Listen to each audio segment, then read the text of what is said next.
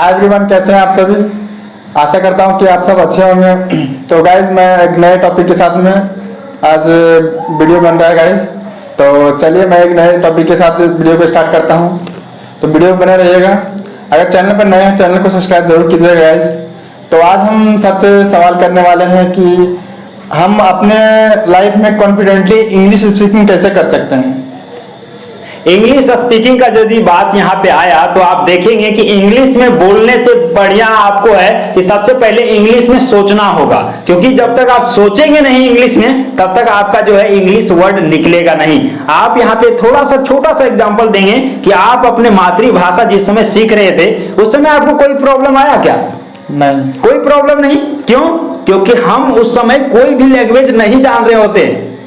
आप बचपन में कोई लैंग्वेज नहीं जान रहे हैं, मम्मी पापा जो आपको सिखा दिए वो आप आसानी से सीखते चले गए। इसका मतलब ये हुआ कि आपके पास एक सादा पेज है, इसमें एक बार जो आप लिख दिए तो वो क्या है, सारा कुछ आपके माइंड में बैठ गया, सारा कुछ नोट हो गया। लेकिन फिर से यदि हम उसमें लिखना चाहेंगे तो क्या करना होगा?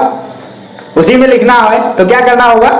उसको फिर मिटा सकते हैं या फिर दूसरा पेज ले सकते हैं। लेकिन हमारा माइंड क्या है, हमारा माइंड का स्टोरेज कम नहीं है। ऐसा नहीं कि हम एक वर्ड एक लैंग्वेज सीख लिए उसके बाद हम दूसरा लैंग्वेज नहीं सीख सकते हैं। बात सही है। अब यहाँ पे होता क्या है कि अपने लैंग्वेज को हमने तो आसानी से सीख लिया, लेकिन वहीं जब दूसरा लैंग्वेज हमको सीखना रहता है तो उसके लिए सबसे पहले हम जानते हैं कि क्या हम उसके लिए करें ताकि जो है वो हम सीख सके आसानी से। आपने जो क्वेश्चन किया इंग्लिश को हम कैसे इंप्रूव करें या फिर इंग्लिश में कम्युनिकेट कैसे कर पाए, तो सबसे पहले क्या है ना, देखिए एकाएक आप जो है इंग्लिश में स्पीच देने नहीं लगिएगा। क्या करना है, अपने कम्युनिकेशन स्किल में आप इंग्लिश के वर्ड को लाने शुरू करिए।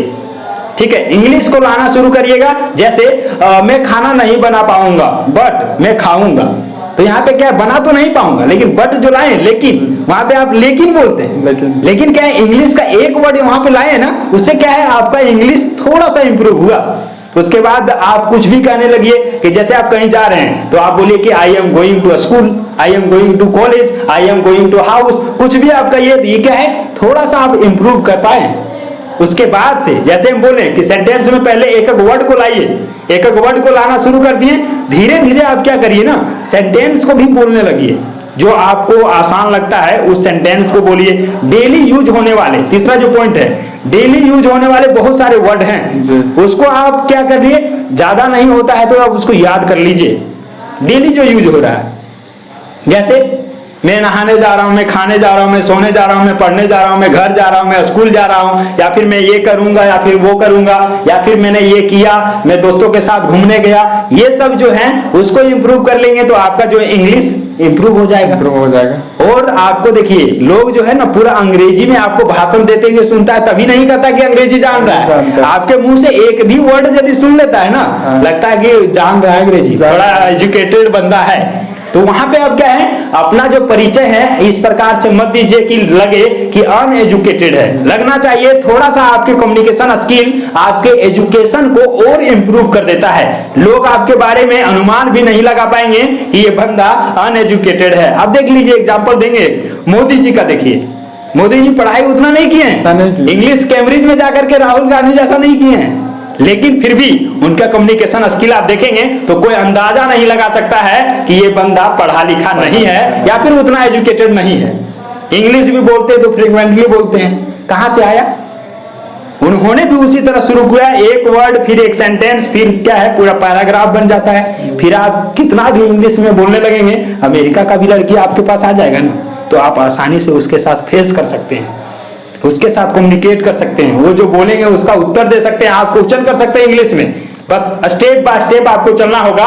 एक दिन आप कोई दूसरा लैंग्वेज नहीं सीख पाएंगे, लेकिन एक ना एक दिन आप दूसरा लैंग्वेज की बहुत सारे लैंग्वेज को सीख पाएंगे। तो ये चीजें इंप्रूव करना जरूरी है जी। रेगुलर चीज बोलने से मतलब एक चीज का हैबिट हो जाता है, उससे हम आसानी से बोल सकते हैं, जैसा कि बता रहे हैं अभी सर। तो हम लोग अभी रेगुलर प्रैक्टिस करने से थोड़ा ज़्यादा बहुत ज़्यादा इम्प्रूव होता है, ऐसा नहीं कि नहीं होता है। सो कुछ चीज़ों को सुनकर भी हम लोग सीख सकते हैं, तो सुनना हमारे लिए बहुत ज़रूरी हो गया है आज के डेट में। तो बोलिए।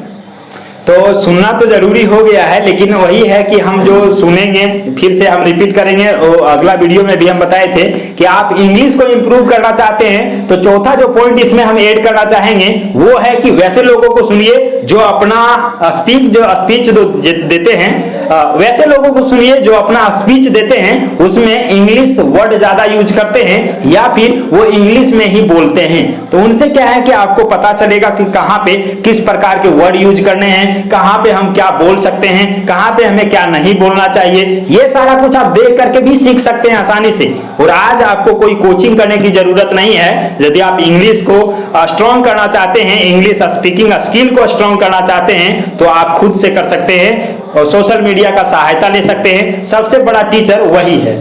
कभी कभी ऐसा होता है ना कि सर आगे वाला बंदा बोल रहा है, मेरे को समझ में आ रहा सही, बट हम इसको बोल नहीं पा रहे हैं क्योंकि आगे वाला बोल रहा है सही, हमको समझ में आ रहा है सब, लेकिन हम बोलने में घबराहट होती है। अपने हेजिटेशन को मतलब इस तरह से दूर कैसे कर सकते हैं, ये चीज हमको बताइए। चलिए, बहुत अच्छा क्वेश्चन है आपका। बहुत बार क्या होता है ना साथियों कि हम अंग्रेजी तो जितना जान रहे हैं, जिस लेवल का जान रहे हैं, उस लेवल का क्या है कि जो दूसरा बोल रहा है उसको तो हम समझ लेते हैं कि बंदा क्या बोल रहा है, लेकिन उसको हम आंसर नहीं कर पाते हैं, उनको जो है हम रिप्लाई नहीं कर पाते हैं, उनको हम जवाब नहीं दे पाते हैं। तो उसका तो हमने तरीका आपको बताया कि इंग्लिश को यदि आप इंप्रूव करेंगे, इंग्लिश में वर्ड से लेकर के आप सेंटेंस को लाइए, सेंटेंस से पैराग्राफ में आ जाइए और इंग्लिश आपका इंप्रूव होने लगेगा। एक चीज और आपको यहाँ पे देंगे, जैसे आप जो हम आपको बोले कि वर्ड पावर होना चाहिए, तो इंग्लिश में आपको वर्ड पावर तो चाहिए ना कि आखिर इसको क्या कहते हैं। ये आपके पास माइक है तो इसको माइक कहते हैं, ठीक है। ये आपके पास शर्ट है, कोट है, तो आप इसको कोट कहते हैं, शर्ट कहते हैं। या फिर आपके पास जो भी चीजें हैं, आपको जो जरूरत पड़ने वाला है, कम से कम उसका अंग्रेजी तो आना चाहिए। ऐसा नहीं है कि आप जो है कलम का अंग्रेजी नहीं जान रहे हैं और कहेंगे दिस इज कलम, तो आपका जो है इंग्लिश का कम्युनिकेशन और भी गंदा हो जाएगा। इससे अच्छा है कि आप उसको हिंदी में कह दीजिए कि यह एक कलम है।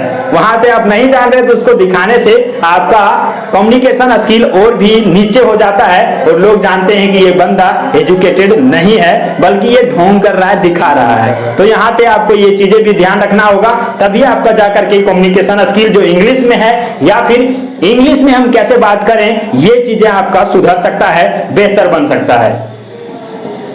तो अभी जैसा कि आप सुने सर जी बताए, बहुत अच्छी तरीका से एक्सप्लेन किए, तो इसके लिए बहुत बहुत धन्यवाद सर।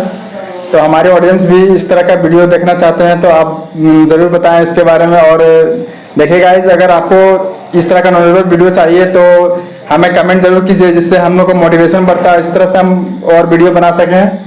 तो चलिए, और इंग्लिश में भी आपको यदि स्पोकन अच्छा करना है, इंग्लिश स्पीकिंग स्किल आपको इंप्रूव करना है, तो आप हमारे चैनल पर जा सकते हैं, जिसका वीडियो का लिंक नीचे आपको मिल जाएगा। वहां से जाएंगे, आपको बहुत तरह का कम्युनिकेशन स्किल आपको देखने को मिलेगा, पब्लिक स्पीकिंग स्किल आपको देखने को मिलेगा, जिससे आप अपने कम्युनिकेशन स्किल को इंप्रूव कर सकते हैं, एक कदम आगे ले जा सकते हैं और अपना पहचान औरों के साथ अच्छा बना सकते हैं। तो बस यही कहेंगे, चैनल को लाइक कर, सब वीडियो को लाइक करके चैनल को सब्सक्राइब कर लीजिएगा और बेल आइकन को भी दबा दीजिएगा, ताकि नोटिफिकेशन आपको मिलता रहे और इस प्रकार के नॉलेजेबल वीडियो आप देखते रहें और कुछ सीखते रहें।